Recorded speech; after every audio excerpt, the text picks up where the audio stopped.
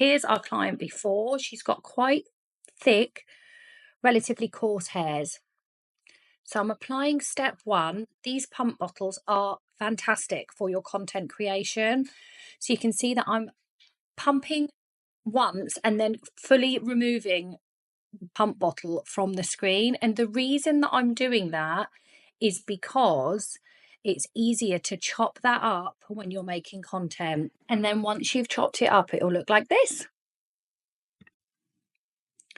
I'm then just going in with a lipstick wand and I'm just pushing that product through. I'm really using a little bit of pressure because she's a thicker, more coarse haired client, and I'm pushing that product through the brow hairs so that they're going through all the layers of the hair. This is another great content bit, but also great for the client's skin. Just go in with your cotton tip and remove any excess. If you're making content, slow this bit down.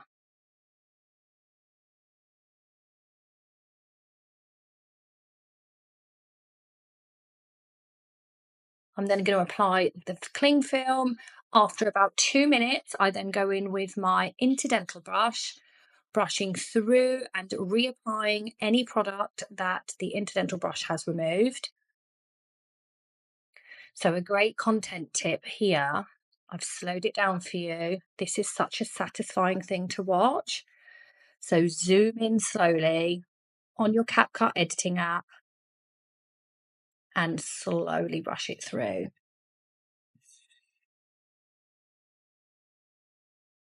So I'm at about the 8-minute mark here with this client, and I'm starting to remove the product using a lip applicator, and I'm just placing all of the product on the back of my hand glove. And that is because if I need to reapply or spot treat, I can do so without having to use more product from the bottle, so less wastage. I'm then going to use a dry cotton round to remove any more excess. So you can see that there is a little bit of pink residue with the first wipe, but by the second wipe, it has gone. So it's not going to leave any bright pink residue in your client's brows. So here we are applying the step 2, which is the blue solution. These colours, by the way, are just great for capturing people's attention on social media. This is the sort of thing that creates good content. So I'm applying it in the exact same way, very slowly, so that it's easy to chop up in a minute. This bit's just sped up a little bit. And again, I'm applying the step 2 solution in the exact same way as step 1.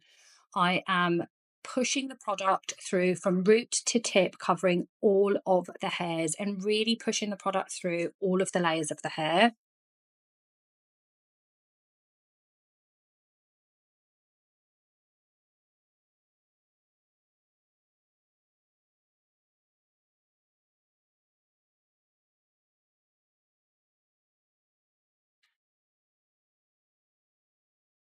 And again, just tidying up around the edges, making sure that any of the solutions are not lying on your client's skin where there is no hair. Covering the cling again. And at this point, I will set my timer again. And I know I'm going for about the 8-minute mark.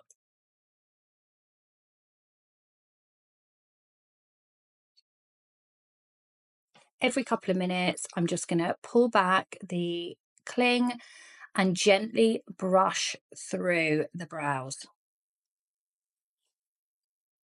And making sure to reapply any product that the interdental brush has taken off.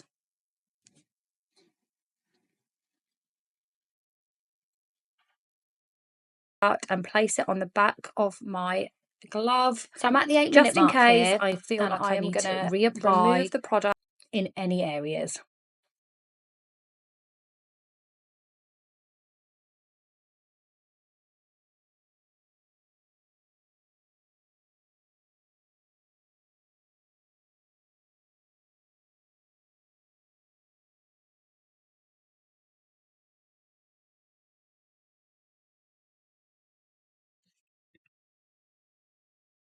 So I'm now going to go in with my dry cotton round and wipe over the brow.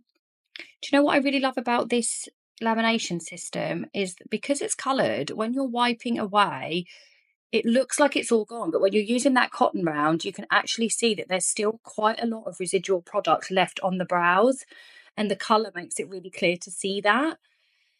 So once I've gone through the brows with a dry cotton round, twice I'll do this, I'm then going to go in with a cotton round sprayed with saline. This is such an important step prior to applying your hybrid dye after a lame, because any residual oils that are left on the skin are going to act as a barrier to your staining the skin. So mapping time, we're going to mark out our baseline, top line, the fronts of the brows, and our arch points. And then we're going to mark the ends of the brows as well. I am using lots of different colours here. This is purely for content because it's eye-catching. We're then going to mark out our A to B points and our B to C points. That's going to give us the top section of the brow mapped. I'm then going to freehand the bottom part of the brow.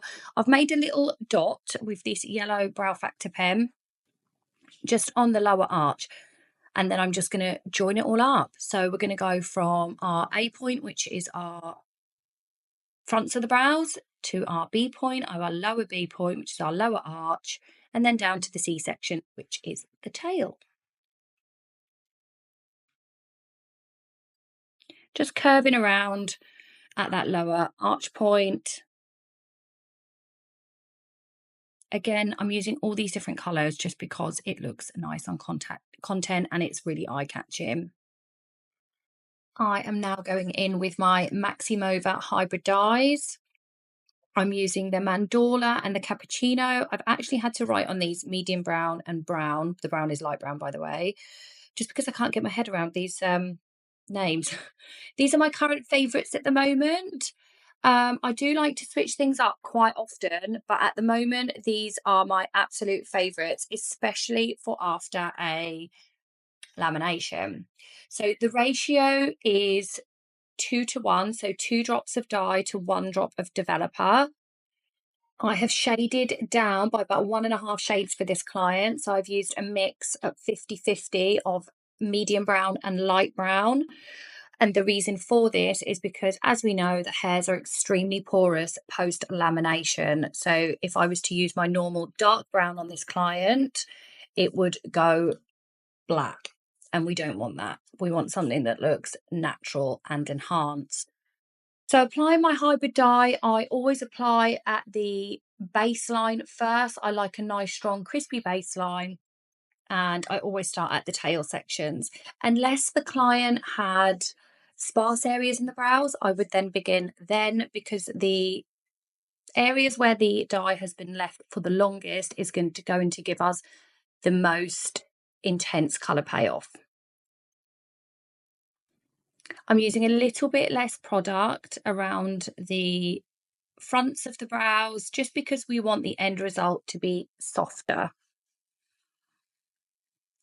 Using my interdental brush, I'm just going to brush through because this client has longer hairs. So I want to make sure that that dye is going all the way to the tips of the hairs. And then using a long tipped micro brush to tidy up around the edges, just in case any of the excess dye has gone onto the client's skin outside of our mapped area. I'm going straight in with my second layer because I applied such a thin layer to begin with, and this product really does. I feel like it really melts into the skin fairly quickly. I can go straight in with my second layer.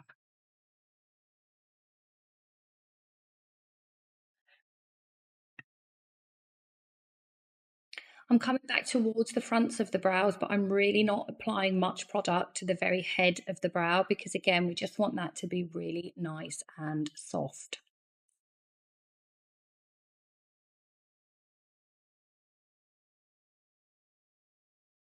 And now I'm going to remove that very first maybe centimetre of the brow just at the head to create that lovely soft ombre effect at the front. and then stamping in on the baseline on that second brow, pulling the product up to about midway through the brow. Now, this is sped up, this section of the video. However, I am working really, really fast. We have to work fast when we're applying a hybrid dye following a lamination. We've performed a chemical process on the brow hairs, and we do not want to be leaving more chemicals, i.e. the dye, sitting for any longer than absolutely necessary, because we have to think about the integrity of the brow hair. So I am working really fast. I've probably applied both layers on both brows in about 2.5 to 3 minutes. I'm not going to be leaving the dye on for any longer than about 4 minutes. 5 would be an absolute max, but about 4-ish minutes.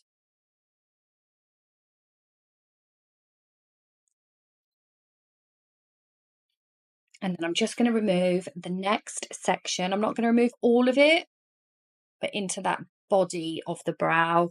Again, just to create a bit of a gradient of colour. And then quickly reapplying my second layer on the other brow. You can see that I change position all the time. I move all around my bed when I'm applying a hybrid dye, because I like to be able to see the exact angle of where my brush is going. I don't want to be blocking my view in any way. So I am all around the bed when I apply a hybrid dye, standalone or during a lami.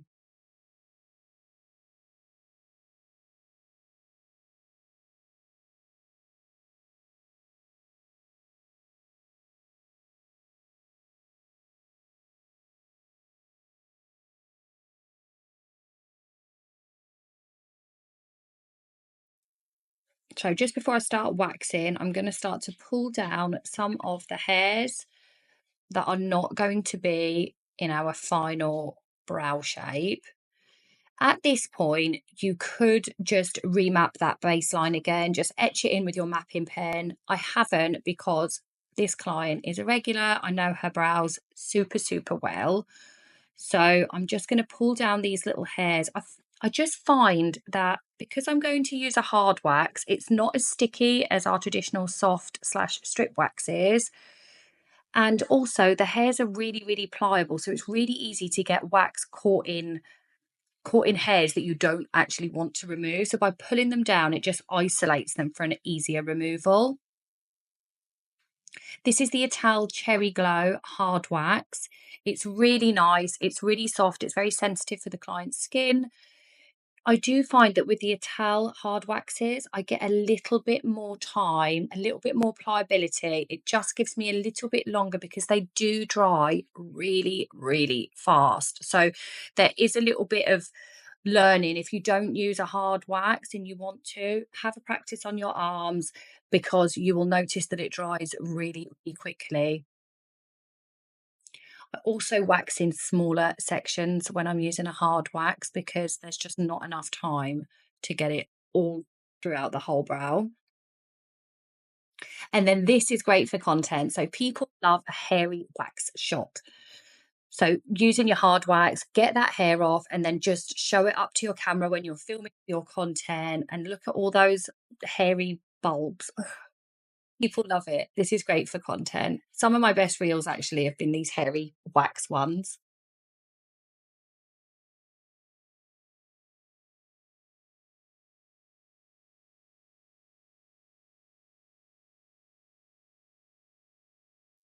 So I am going over the same area twice, but I'm only doing that because it's a hard wax. It's much more gentle to the skin. You can go over the same area more than once. You cannot with a strip wax or a soft wax, but you can with these harder waxes. I would only go over the same area twice, and definitely no more than 3 times. Because it isn't as sticky and it doesn't adhere to the hairs as well as a soft strip wax, there is an element of extra plucking to do, but it's so much more sensitive for the client's skin, especially with the increase in retinol products and active ingredients in our skincare these days. I just find that I'm reaching for these hard waxes more and more, so that we're not getting those wax grazes. So I'm just tweezing away now using my absolute favourites. These are Navy Pro Tools. These are the Hetty point tweezers. They're my favourite.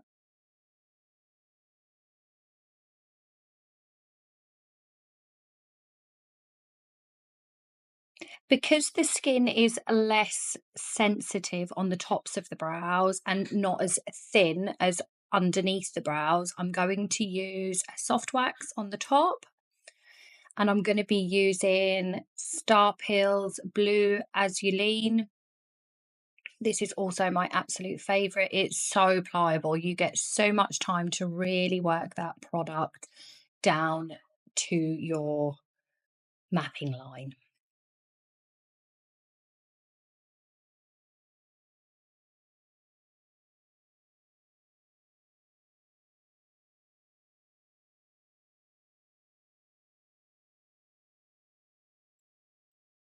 So again, I'm just brushing the hairs down and then getting any of those little wispy ones, pushing those ones up so that the wax can capture those without adhering to any of the hairs that we do not want to remove.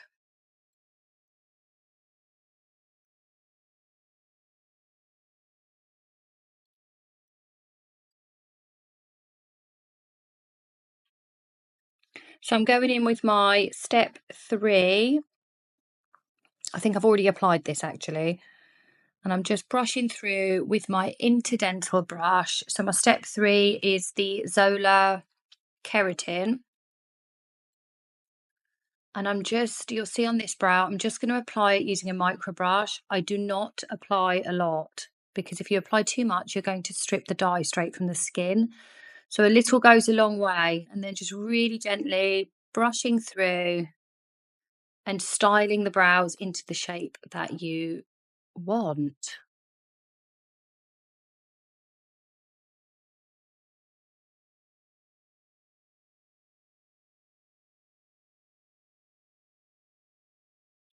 And then this is another firm fave of mine now. I actually bought this brush, by the way, it's Thick Brow Co.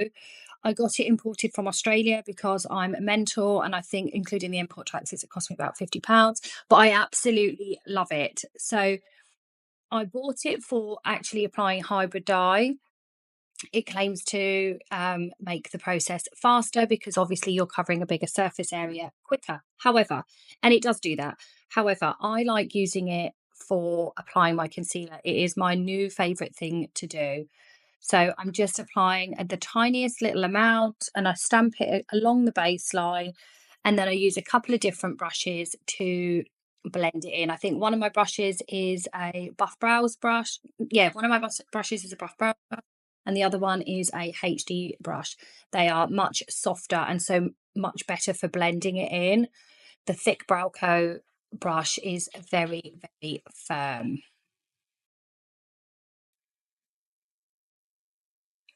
So I'm just going to stamp it along the baseline of the brow the same way I did on the other side. This is sped up, but if you were making content, I would slow this down. It's quite satisfying to watch. I find that the more satisfying a video, the better engagement it will get on my social media platforms.